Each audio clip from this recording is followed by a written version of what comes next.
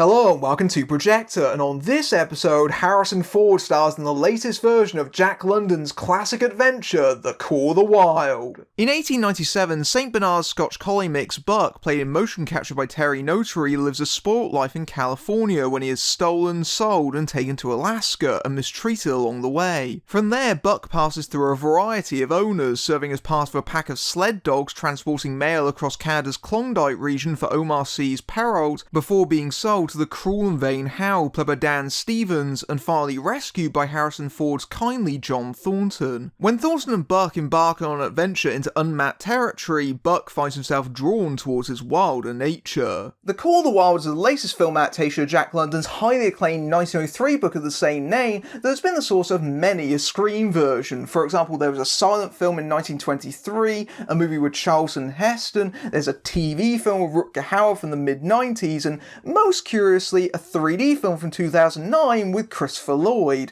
There was also a Clark Gable film from 1935, which is rather notable as being the final film produced by the then 20th Century Pictures before they merged with Fox Film to create 20th Century Fox. Coincidentally, and rather ironically, this newest iteration is the first one released under the now rebranded 20th Century Studios, because Disney has removed Fox from the studio name again. This new version is directed by Chris Sanders, who is well known for directing animated features. He previously helmed Lilo and Stitch, How to Train Your Dragon, and The Croods. And animation directors moving into live action has a fairly checkered history. For every Brad Bird, there's a Chris Wedge directing monster trucks. And Call of the Wild is fairly tricky source material. Despite the poster and advertising materials calling it the legendary family adventure, it's not traditionally aimed at kids, and there's a lot of fairly violent material that's not suitable for them. So already it's fairly challenging, and I do have to say that this movie is a fairly good example of an animation director not really changing with the medium very well. Okay, let's address the elephant in the room, or more specifically, the dog that isn't in the room. All the animals in Call of the Wild are CGI, up to and including the main character himself. Now, I understand the CG model actually holds a little bit of personal significance for Sanders, because it's a digital scan of his own pet dog, Buckley, who matches the exact breed specified in the source material. That's a real rarity for Call of the Wild adaptations. But, and this is a huge caveat here, at no point in the entirety of this movie did I ever think, wow, I'm looking at a dog, because it's not. It very plainly is not actually a dog that you're seeing on screen. You're watching a digital facsimile of something that's extremely recognisable.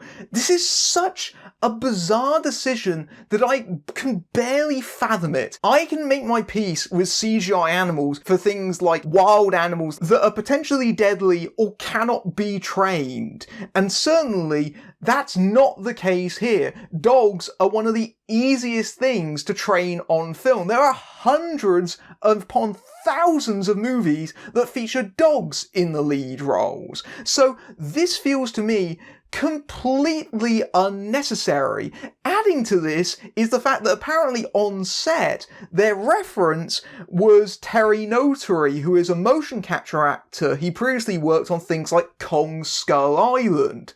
But why would you go to the effort of hiring an actor to do a facsimile of a dog when you can just hire a dog and do the exact same thing much cheaper? It absolutely boggles the mind, and I genuinely have to wonder what the animators were thinking when they were tasked with having to recreate something like a dog on screen. Not only is that a waste of time and resources in my opinion, but I also feel really sorry for them, because that's a virtually impossible task. At least with a lot of CG creations, there's a certain amount of distance there where they're either fantasy characters or things that you don't see in your everyday life, whereas with a dog, we notice every single flaw in virtually every scene of this film. And so it defeats the entire purpose of a movie trying to establish an emotional connection when the entire time your eyes and your brain are screaming fake at the sound of 1,000 decibels.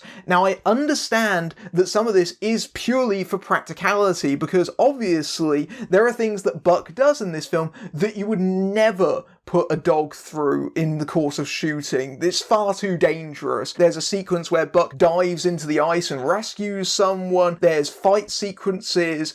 But, you know, the way you get around those is the way that every other production does that, in that you use a real dog for the stuff you can and a digital double for the stuff you can't.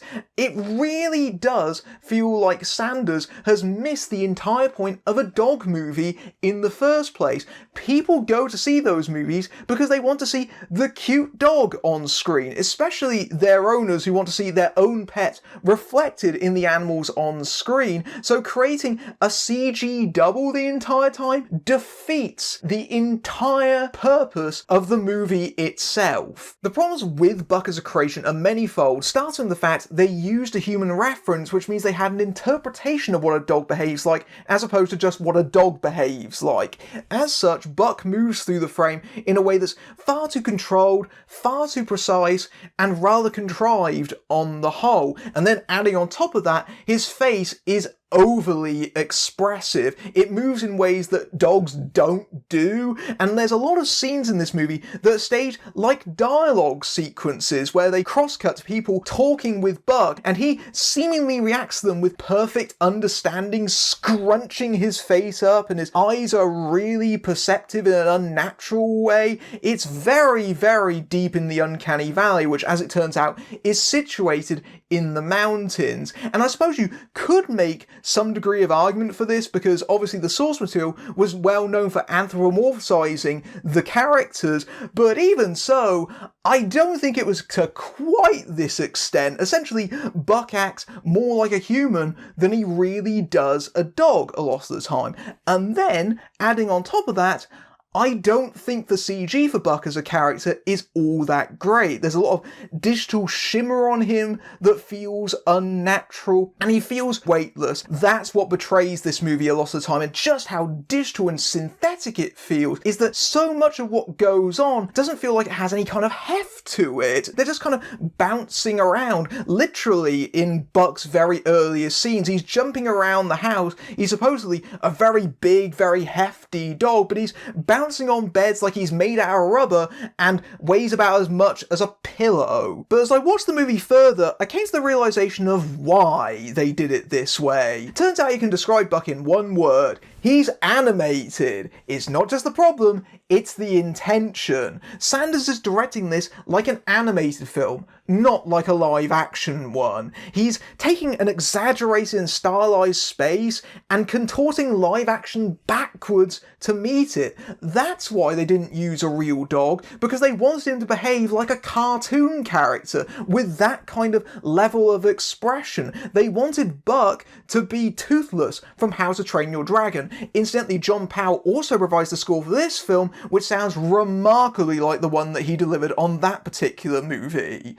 But there's also the fact that the way that things are framed and staged, those feel a lot more at home in an animated environment, especially sight gags that feel very much like you'd see them in a CG flick, and that feels like a major missed opportunity for me. If you're going to go this far, you might as well go the whole hog and just make the whole movie an animated film, because it would be far less distracting than having CG creations going up against flesh and blood humans the entire time. As it stands, Call the Wild feels like this weird halfway house that is really unsatisfying. Adding to this is the movie espouses a nature and environmental message, but they did no location work whatsoever. All what you see in this film was created in a computer. They mostly filmed on set. It's impressive, it does fool you a lot of the time, but then every so often you're reminded, oh, this isn't actually real, is it? If this movie works to some extent, it's because of Harrison Ford. Harrison Ford is the real, tangible human emotion at the centre of this film that is sorely lacking elsewhere. It's him that we believe, not the dog. And I think that his performance here is actually very strong and surprisingly poignant. He's playing someone who's lost his son, he's deep in his own grief, he's an alcoholic, and in Buck, he finds a reason to connect out again, a kindred spirit in some way. And it really says something about just how hard Ford works in this movie that you almost believe that dog is sharing the same space with him. And it really does feel like the movie doesn't know what to do until he's around. He doesn't really properly get involved in the film up until the 45-minute mark, and then after that point, he becomes the main human character. He has little appearances before then, but mostly Ford does voiceover narration for the first half of the film, and that, I think, is a major mistake. That feels like a big old studio note. It feels like someone going, well, Harrison Ford isn't in the first bit of this movie, audiences want to see Harrison Ford, get Harrison Ford in the voiceover booth, but also, we're not going to trust kids are going to hold the attention of a movie where the dog is the protagonist.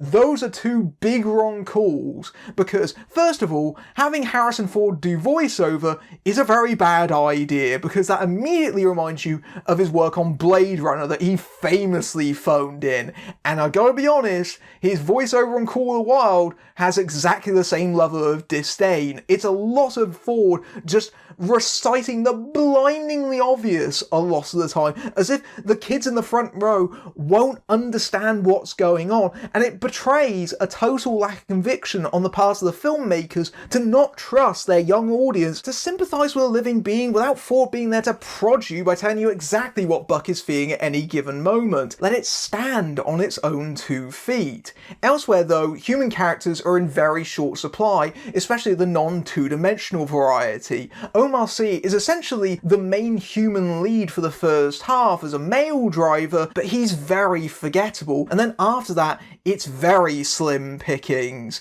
Dan Stevens makes an absolute fool of himself in this film as Hal, who's this greedy city type who is desperate to find his gold, and the second that he shows up, he is ridiculous. And I know that's intentional, but way beyond the point where it would actually make sense. He strolls on screen, kitted out in a matching red check suit and hat. Oh yes, he is a really weird performance in this that feels like it's stumbled out of a completely different movie. And again, he feels like a cartoon character. It's like Dick Dastardly just walks on screen and he just acts really hyperbolic and hammy the entire time. In fact, I was laughing at his performance, and I was not supposed to, considering that he's supposed to be the main antagonist and really nasty and violent, but he's just so preposterous. That part of Hal is massively expanded from the book, because I guess Harrison Ford needed something to play off of a little bit. Karen Gillan plays Hal's sister, but she's so trussed up in her heavy fur costume that you'd be forgiven for not even noticing that she was there. In fact, I only realised it was her in the second of her 2 scenes in this, right before she immediately disappears and is never mentioned again. Likewise, Bradley Whitford has maybe 3 minutes in this movie and about 4 lines, if that, and then again, he's out of the movie. It just feels like a complete waste, and I get the impression that the very opening of this movie was maybe a bit longer at one point, and then they drastically cut it down. It's pretty obvious to say that the movie takes major deviations away from its source material, very understandably so. Whole characters and subplots are completely removed or condensed, and obviously the ending has been totally changed, because you can't do that in a modern adaptation. And as if to compensate, there's a number of fairly positive Native American portrayals throughout. So this essentially plays like a broad Cliff Notes version, which is probably still faithful to a number of earlier versions which just use the title and character names, and that's it. Even so, however, you can definitely tell that a number of changes were made because London's novel is very violent. It's not family-friendly source material, and even though they try to lighten this as much as they possibly can, that darkness is still all over this film. This is a fairly adult, fairly kind of somber movie. It's billing itself as this big adventure film when honestly, that's not the tone at all. A lot of it is based around Buck kind of suffering, be it at the hands of nature or other humans. It's a recurring thing that human characters beat him with a stick. This is a very heavy film for what is ostensibly meant to be aimed at young audiences. Sure, they might have changed it so that characters disappear instead of outright die, but the inference is still very much there, and I think that most kids will pick up on that. And generally speaking, I think that the tone, treatment, and pacing isn't suited for that demographic. Just because you've sanitized it doesn't mean you've taken away the fundamental bleakness of it all. At best, I think they're going to be bored by this movie, and at worst, if they do connect with Buck and the various animal characters in the way that the film expects them to, they may well be upset by it. There's a lot of scenes of animals in peril or distress or being killed, and I think that that particular audience won't enjoy the film because of that. I think they'll find it a bit of a tough watch in places. Sure, it's not exactly Watership Down, but few things are, and still, if you're a parent taking a child to see this film, you should probably exercise some caution. If you don't think your kid is going to handle it, don't take them to see this. I also think that in terms of gearing it towards adults, it doesn't quite work on that count either, because it's obviously been so softened up, and then you've got these weird kid-aimed visual gags that don't fit at all. It's very weird, this movie. It feels like it's aimed at the totally wrong demographic. The Call of the Wild is a very strange movie with lots of odd decisions. Not just that CGI dog, although that's by far the most obvious, but also, why do we adapt this fairly adult novel for family audiences? It feels like we're on the wrong path from the outset. That it works anywhere near as well as it does is largely down to the charisma and screen presence of Harrison Ford, although if you can get past the uncanniness of Buck the dog, maybe you might enjoy this more than I did, but I feel that this is an adaptation that makes far too many compromises and simplicities for the sake of its audience and doesn't do its source material justice. And I think that Chris Sanders, in future, will be best served sticking to animation. It's clear that's where his mindset is, and I think that if he had made it in that format, it would certainly be a lot more tonally and visually consistent than what we have here that feels like it's aimed at precisely no one, unfortunately, and I don't think I can recommend this to family audiences. I think that really, if you want to go and experience nature with your kids, go take a hike instead. The Call of the Wild is a disappointing and watered-down adaptation that rushes through its story, but by far its biggest mistake is the decision to make Buck the dog a CGI creation that never remotely convinces and is a constant distraction throughout. Chris Sanders, working in live action for the first time, helms the movie like he's making an animation, especially in how Buck over-emotes and doesn't behave realistically, failing to truly establish an emotional connection. Harrison Ford at least adds some welcome humanity in a movie where most of the two-legged cast barely make an impression, but his narration sounds as phoned in as his voiceover on Blade Runner. Whilst the narrative has been considerably sanitized to aim this take at families, this still has a fairly dark and somber tone that I don't think young viewers will enjoy, and may even find distressing in some of the more intense sequences. This ode to adventure and nature may be well-intentioned and old-fashioned, but also misjudged in key areas. If you like this review, then follow the call over to my Patreon, where you can see my reviews early among other perks, including access to my Discord server. But until next time, I'm Matthew Buck, no relation, fading out.